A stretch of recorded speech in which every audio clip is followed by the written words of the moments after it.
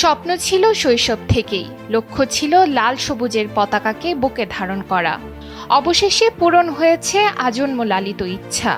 বাংলাদেশ নারী ফুটবল দলে প্রথমবার ডাক পেয়ে উচ্ছ্বসিত সুইডেন প্রবাসী আনিকা রানিয়া সিদ্দিকী। গোলমেশিন আনিকার প্রশংসায় পঞ্চমুখ হেড কোচ পিটার বাটলার ও অধিনায়ক আফিদা খন্দকারও।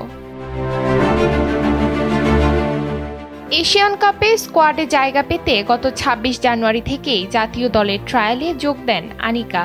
এশিয়ান কাপের পূর্ণাঙ্গ স্কোয়াড বৃহস্পতিবার ঘোষণা করা হলেও আগে থেকেই অনেকটা নিশ্চিত ছিল রানিয়ার দলে জায়গা পাচ্ছেন। প্রথমবার সুযোগ পেয়ে উচ্ছ্বসিত রানিয়া জানান, আমার শৈশব থেকেই বাংলাদেশকে প্রতিনিধিত্ব করার লক্ষ্য ছিল।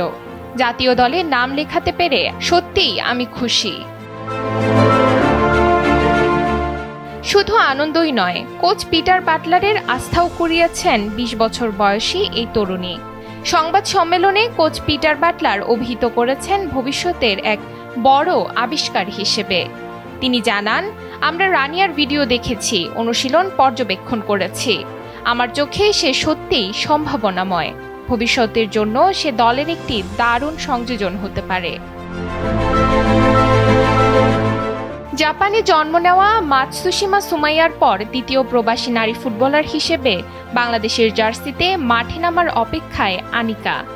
সুইডিশ ক্লাব ব্রোমপোসকর্নের হয়ে খেলার অভিজ্ঞতা নিয়ে এসেছেন তিনি।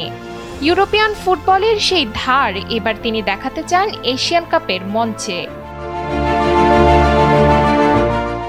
সুইডেনের কনকনে ঠান্ডা থেকে বাংলাদেশের ভ্যাপসা গরম মানিয়ে নেওয়াটা সহজ ছিল না, তবে হার মানেননি আনিকা।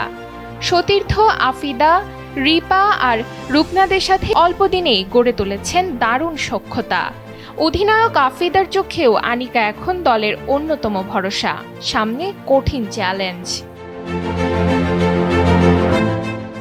১ মার্চ থেকে অস্ট্রেলিয়ায় শুরু হচ্ছে এশিয়ান কাপের ২১তম আসর।